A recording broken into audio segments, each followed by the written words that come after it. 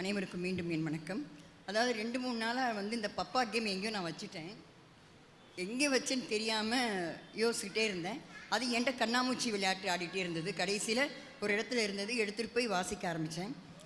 ஆரம்பிக்கிறப்போ ரொம்ப சுவாரஸ்யமாக இருந்தது. எப்போவுமே நான் வந்து குழந்தைகள் நூல் வந்து கொஞ்சம் மெதுவாக தான் வாசிப்பேன். அது என்னை சீக்கிரமே எடுத்துகிட்டு போயிட்டு இருந்தது. என்ன ஆச்சுன்னா, சின்ன வயசில் ஒரு 3rd 4th 5th படிக்கிறப்போ இந்த பாம்பு கட்டம் தான் சொல்லுவோம். அதை வாங்கிட்டு வரப்போ அவ்வளோ சந்தோஷமாக இருக்கும். வாங்கிட்டு வந்து எல்லோரும் உட்காந்து விளையாண்டுட்ருப்போம். ஆனால் இப்போ வந்து யாருக்காவது உட்கார்ந்து விளையாடக்கூடிய சூழல் குழந்தைங்களுக்கு இருக்குதான்னா அவ்வளோ ஜாஸ்தி இல்லை. அவங்கள உட்கார வைக்க முடியாது. முதல்ல அப்படி ஏறுறப்போ அது வந்து டைஸ் கொடுப்பாங்க. டைஸ் கொடுக்குறதுல 1 2 6 வரைக்கும் அந்த குறியீடுகள் இருக்கும். நம்ம போடுறப்போ இந்த இதுதான் வரணும்னு நினச்சி, ஒரு கடவுளே எனக்கு இந்த நம்பர் தான் வரணும், வேறு வந்துடக்கூடாது அப்படின்னு நினச்சி போடுவோம். ஆனால் எதுவாக இருந்தாலும் என்ன சொல்லுதோ அதன்படி தான் நடப்போம். பாம்பு வந்தால் இறங்கத்தான் செய்யணும், ஏணி வந்தால் ஏறத்தான் செய்யணும். வாழ்க்கையும் அதே மாதிரி ஒரு விளையாட்டு தான்ங்கிறத அந்த பரமபத விளையாட்டா. சோபனம்னா எனக்கு அர்த்தம் தெரியல. அழகுவா சோபனம்னா ஏதோ ஒன்று. ஆனால் அந்த இது வந்து எப்படி இருந்ததுன்னா, இது எல்லாமே ஒருத்தங்க பார்த்துட்ருக்குறாங்க, அந்த கேரக்டர் வந்து பார்க்குறாங்க. அது என்ன ஆகுதுன்னா, அது அவங்க பேர் வந்து சிபின்னு வச்சுருக்குறாங்க. அப்போ சிபின் பேர் கூட எனக்கு ரொம்ப சந்தோஷமாக இருந்தது. சிபி எப்படி இப்படி பேரெல்லாம் வைக்கிறீங்க ரஜினின்னு கேட்டுக்குவேன். அப்புறம் அந்த நூலில் வந்து 2 இடத்துல உலகமே ஒரு பூவாகன்னு சொல்லுவாங்க, உலகம் எங்கள் குடும்பம் சொல்லுவாங்க. அதெல்லாம் அந்த வார்த்தைகள் கேட்குறப்போ அவ்வளோ ஆனந்தமாக இருந்தது. அப்புறம் என்னென்னா, நம்ம எல்லாருமே சாதாரணமாக, நான் உங்களே தான் பேசுகிறேன், ரொம்ப பேர் பார்க்கவும் முடியல. மாந்தோப்புக்கு போயிருக்கிறோமா? இங்கே இருக்கிற அத்தனை பேரும் மாந்தோப்புக்கு போயிருப்போம். மாந்தோப்பு போயிருக்கிறோம்.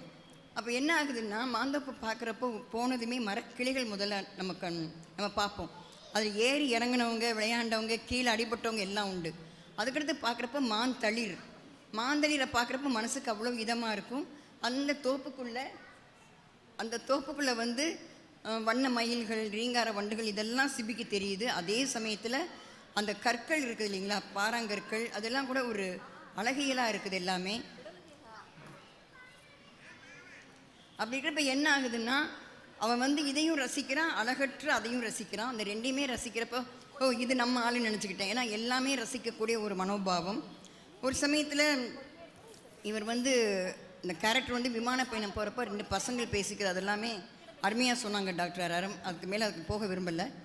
இந்த இதை வந்து தன்னுடைய அத்தைகிட்ட வந்து சொல்கிறாங்க. நான் இப்படி ஒரு இது பார்த்தேன், அது வந்து நான் இந்த கருவை வந்து சொல்கிறப்போ ஆன்ட்டிக்கு வந்து கோபம் வருது.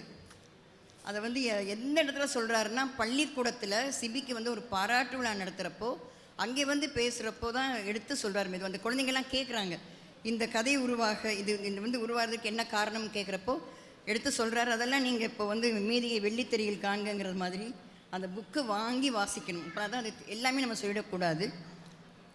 பல இடங்களில் வந்து சிறுவர்களுக்கான ஒரு இது சொல்கிறப்போ ரஜினி தான் ஸ்வேதா ஆண்டின்னு நினைக்கிறேன். ரஜினி நீங்கள் தான் இந்த ஸ்வேதா ஆண்டி. ஸோ இனிமேல் ரஜினி கொஞ்சம் ஆண்டின்னு கூட கூப்பிட்டுக்கலாம். நானும் ஆண்டி தான் கூப்பிடுன்னு நினச்சிக்கிறேன். அது உலகம் எங்கள் குடும்பம் என்று கூறும் எங்கள் ரஜினி அப்படி சொல்கிறப்போ, உலகை ஒரு பூவாக்கிங்கிற சொல்கிற ரஜினி எல்லாமே பார்க்குறப்போ குழந்தைகளிடம் தான் எல்லாமே ஆரம்பிக்கிறாங்க.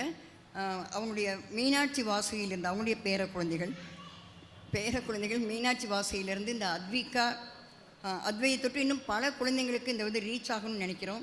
அவங்களால ரொம்ப நேரம் உட்கார முடியல, குழந்தைங்களால் ஒரு இடத்துல உட்கார முடியல. ஸோ இவ்வளோ நேரம் அவங்க உட்கார்ந்தது ரொம்ப பெரிய விஷயமா இருந்தது. நீங்கள் எல்லாருமே அமைதியாக கேட்டுட்ருக்கிறீங்க. நான் ரொம்பவும் பேச முடியாது. மறுபடியும் என்ன சொல்கிறேன்னா, குழந்தை மனசு உள்ள ரஜினி, அன்பில் ததும்பி இருக்கும் ரஜினி. எனக்கு இந்த அன்பாக இருக்க தெரியும், ஆனால் வம்பும் செய்வேன், கொஞ்சம் அமைதியாக இருக்க தெரியாது. ஸோ வம்பாக பேசுகிறதெல்லாம் நம்மளுக்கு கைவந்த கலையாகும். அவங்களுக்கு வந்து அதையும் சாஃப்டாக சொல்லுவாங்க. எப்போவுமே ஒரு பூவின் மென் இதழாளர்னு சொல்லுவேன். அவரை வந்து ஒரு பூவின் மென் இதழாளர். உங்கள்கிட்ட கற்றுக்க வேண்டியது ரொம்ப இருக்குது. நாங்களாம் ஸ்டூடெண்ட்ஸ், உங்கள்கிட்ட ரொம்ப கற்றுக்க வேண்டியது இருக்குது, ரொம்ப பெற்றுக்கொள்ள வேண்டியதும் நிறைய இருக்குது. இத்தனை பேர் வந்திருக்கிறது வந்து நம்ம ரஜினியின் மேல் உள்ள அன்பால், அந்த பிரியத்தால் வந்திருக்கிறோம். அதே சமயம் வெளியே போகிறப்ப சும்மா போகக்கூடாது. நம்ம புக்ஸ் எல்லாம் வாங்கிட்டு போகணும். நிறைய புக்ஸ் இருக்குது, உங்களுக்காக தான் காத்துட்ருக்குது. போகிறப்போ கடனாவது சொல்லிவிட்டு வாங்கிட்டு போயிருங்க. அப்படி இருந்தால் தான் அந்த எழுத்துக்கு நாம் கொடுக்குற மதிப்பு வந்து அங்கே தான் இருக்குது. ஸோ இது வந்து எனக்கு ரொம்ப சந்தோஷமான விஷயம். மறுபடியும் மாந்தோப்புக்குள்ளே போவோம், எல்லாம் பண்ணுவோம். ரஜினியும் நினச்சி பார்ப்போம். அடுத்தது வந்து ஒரு ட்ரிப் வந்து மாந்தோப்பு தான் சொல்லியிருக்கிறேன். நிரஞ்சனா மேடத்திட்ட திருவாரூர் வர்றேன்னு சொல்லியாச்சு. அடுத்து நம்ம பௌசியாட்டு ஏதாவது ஒரு கேட்கணும். மைட்டு நேற்றே சொல்லிட்டேன், கோபிசெட்டிப்பாளையம் போகணும்னு சொல்லி. எந்த இடமா இருந்தாலும் அங்கே போகிறதுக்கான வாய்ப்பு வந்து இங்கே மேடையிலேயே நிறைய பேர் இருக்கிறாங்க.